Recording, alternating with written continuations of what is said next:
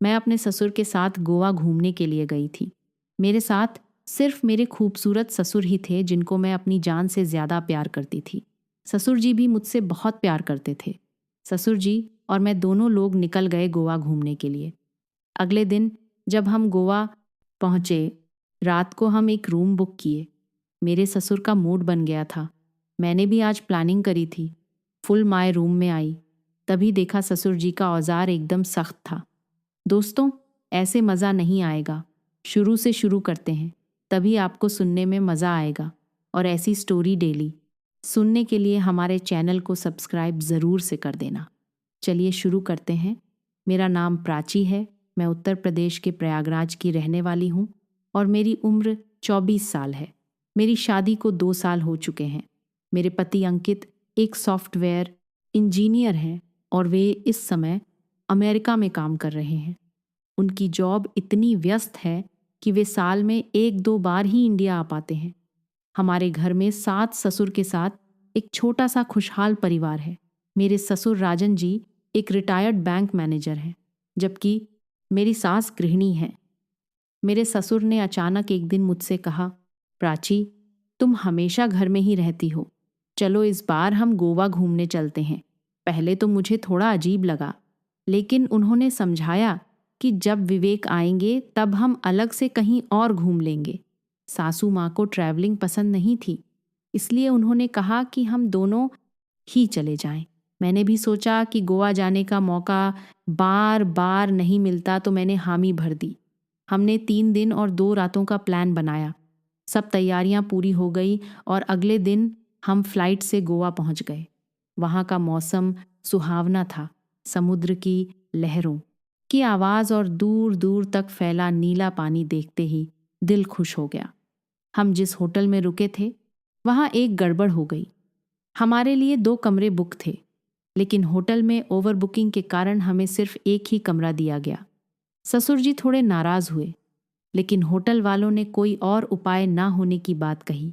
मजबूरन हमें एक ही कमरे में रुकना पड़ा। शुरुआत में थोड़ी झिझक थी, लेकिन धीरे धीरे माहौल हल्का होने लगा। रात के खाने के बाद हम समुद्र किनारे घूमने निकले। वहाँ ठंडी हवा चल रही थी और माहौल बड़ा खूबसूरत था। ससुर जी ने मुझसे कहा, प्राची, तुम अंकित को बहुत मिस करती होगी, है ना? मैंने हल्की मुस्कान के साथ सिर हिला दिया। अगली सुबह हम एक प्राइवेट बीच पर गए जहां बहुत कम लोग थे। अचानक मेरी नज़र एक संदिग्ध व्यक्ति पर पड़ी जो हमें लगातार घूर रहा था। पहले तो मैंने ध्यान नहीं दिया, लेकिन जब वह बार बार हमारे पास से गुजरने लगा तो मुझे अजीब लगा। मैंने ससुर जी को बताया और उन्होंने भी गौर। शाम को जब हम होटल लौटे तो वही व्यक्ति लॉबी में दिखा। ससुर जी ने तुरंत रिसेप्शन पर शिकायत की। होटल स्टाफ ने बताया कि वह एक कुख्यात चोर था जो पर्यटकों की रेखी करके उन्हें लूटता था। यह सुनकर हम चौंक गए। रात को जब मैं सोने जा रही थी, तभी होटल स्टाफ ने हमें सावधान रहने को कहा। ससुर जी ने कहा कि वे रात भर जागकर मेरी सुरक्षा करेंगे। मैंने मना किया, लेकिन उन्होंने मजाक में कहा, तुम्हारे पति को क्या मुंह दिखाऊंगा अगर तुम्हें कुछ हो गया। रात गहरी हो चली थी। बाहर समंदर की लहरें चांदनी में चमक रही थी और हल्की हल्की ठंडी हवा खिड़की से अंदर आ रही थी। होटल का कमरा सुरक्षित था, लेकिन मन में हल्की बेचैनी थी। ससुर जी ने कहा था कि वे जागकर मेरी सुरक्षा करेंगे, लेकिन मैं उन्हें तकलीफ नहीं देना चाहती थी। ससुर जी, आप आराम से सो जाइए, होटल स्टाफ चौकर है, कुछ नहीं होगा, मैंने कहा। वो हल्के से मुस्कुराए।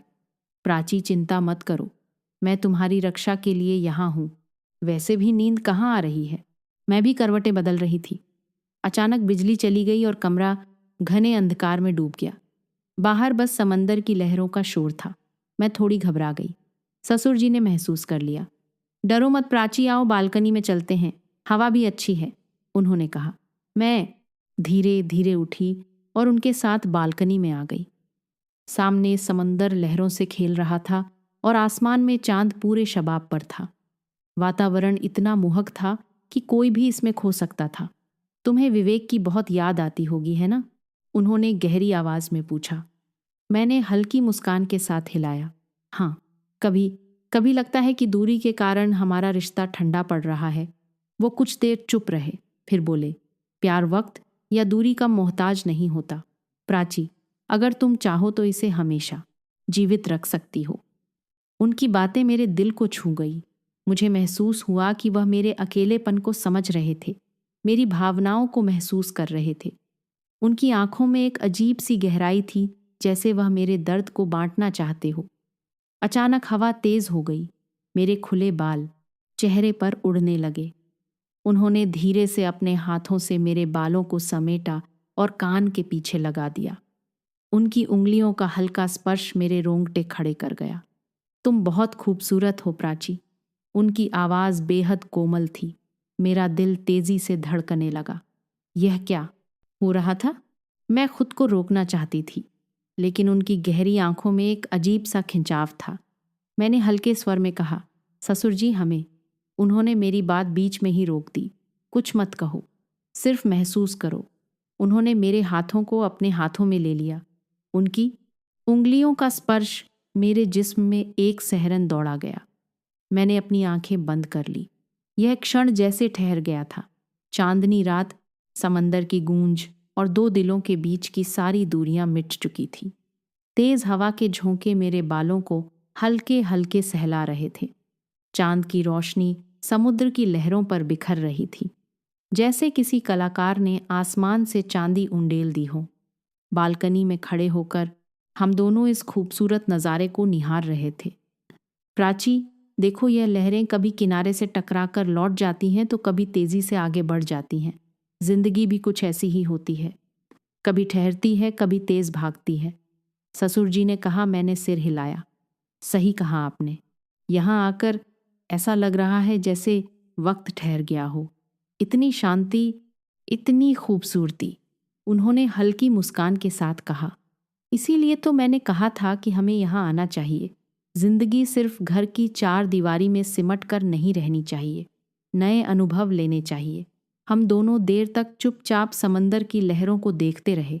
उसके बाद हमने सोने का फैसला किया, क्योंकि अगली सुबह हमें गोवा के कुछ प्रसिद्ध स्थानों की सैर करनी थी। अगली सुबह हम जल्दी उठ गए और सबसे पहले पालोलम बीच जाने का फैसला किया। यह गोवा का एक प्रसिद्ध बीच है, जो अपनी साफ सुथरी रेत और शांत वातावरण के लिए जाना जाता है।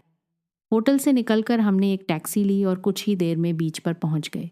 वहां का दृश्य बेहद मनमोहक था। नीला पानी, हल्की लहरें और दूर तक फैली सफ़ेद रेत। मैंने अपने चप्पल उतारे और नंगे पैर रेत पर चलने लगी। यह एहसास बेहद सुकून भरा था। ससुर जी भी हल्के कदमों से मेरे साथ साथ चल रहे थे।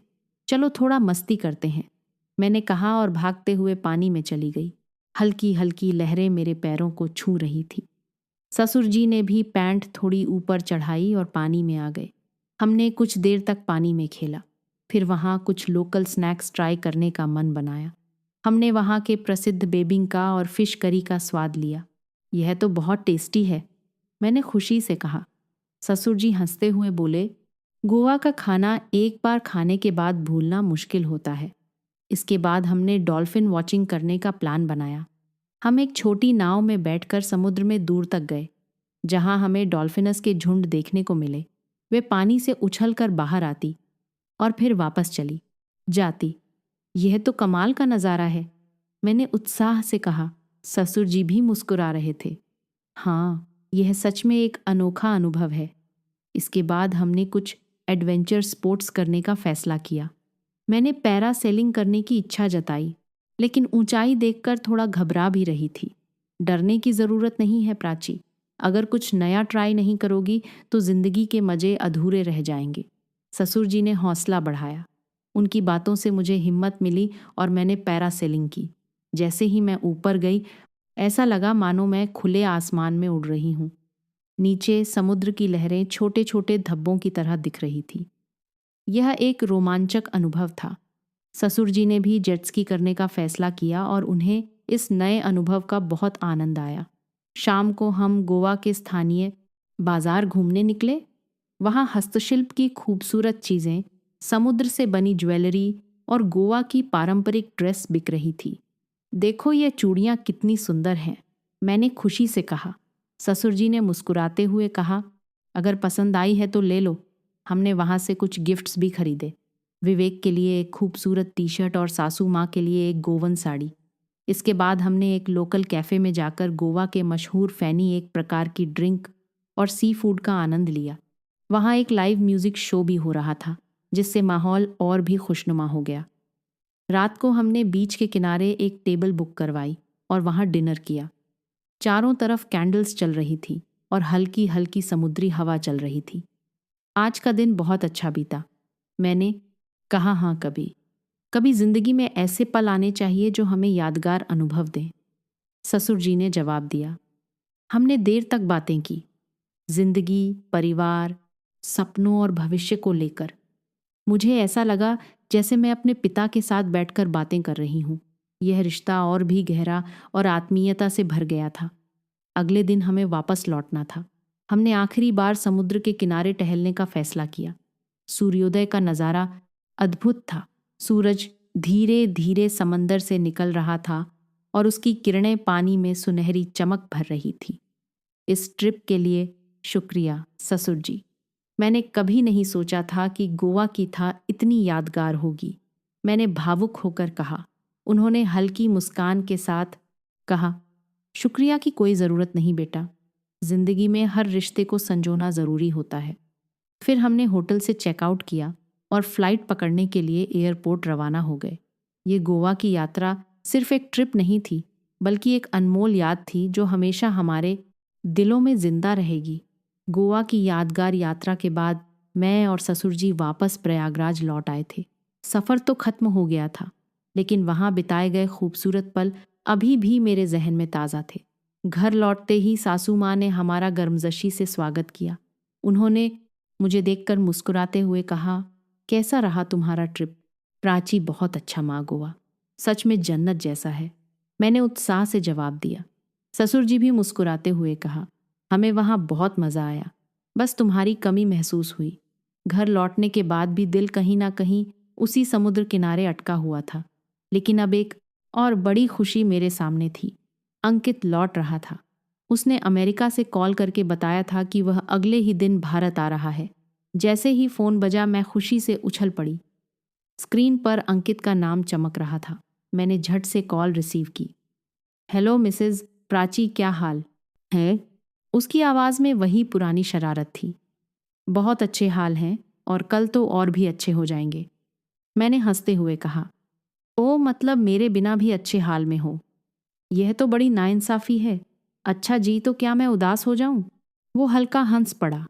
वैसे तुम्हें पता है मैंने तुम्हारे लिए एक सरप्राइज़ रखा है, मैंने चिढ़ाते हुए कहा। सच में क्या है?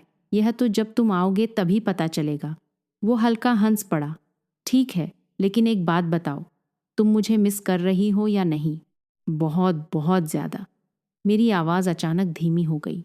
मैं भी प्राची, इतने दिनों से तुम्हें सिर्फ स्क्रीन पर देख रहा हूँ। अब तुम्हें बाहों में भरने का मन कर रहा है। उसकी आवाज़ में हल्की बेचैनी थी। मैं थोड़ा शर्मा गई। बस एक दिन और फिर मैं तुम्हारे सामने रहूंगी। बस एक दिन, और यह एक दिन साल जैसा लग रहा है। हम दोनों कुछ देर तक बिना कुछ कहे एक दूसरे की सांसें सुनते रहे। कभी कभी शब्दों की ज़रूरत नहीं होती, सिर्फ एहसास ही काफ़ी होते हैं। अच्छा सुनो, जब मैं घर आऊँगा तो सबसे पहले तुम्हें अपने पास बैठाकर गोवा ट्रिप की सारी बातें सुनूंगा।